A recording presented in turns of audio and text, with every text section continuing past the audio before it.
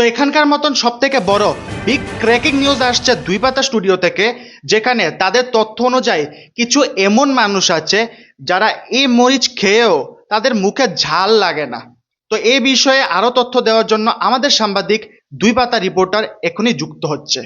হ্যাঁ রুদ্রাক্ষ দা, আপনি একদম ঠিক খবর দিয়েছেন। আসলে আজকে সকাল সকাল যখন আমাদের টিম বাজারে গিয়ে মরিচওয়ালাকে জিজ্ঞেস করলো যে দাদা এই মরিচের দাম কত, তখন মরিচওয়ালা আমাদেরকে এত মারলো এত মারলো এত মারলো কি এই মার খেয়ে আমরা আবার জিজ্ঞেস করে ফেললাম, আর দাদা আপনাদের মরিচের দাম কত একটাবার বলে দিন না।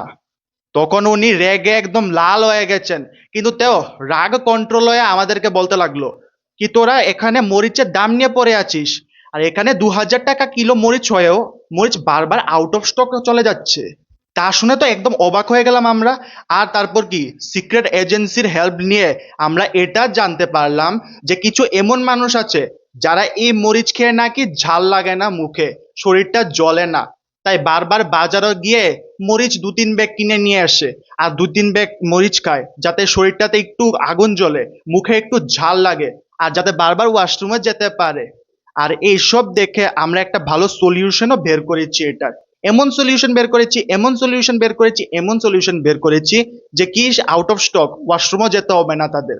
যদি তাদের শরীর ভুলবশত কেটে যায় আর ওই কাটার ভিতরে যদি একটু ডেটল দেওয়া যায় না, তারা শরীর এত জ্বলবে এত জ্বলবে এত জ্বলবে কি মরিচ কি জ্বলার কথা ভুলে যাবে।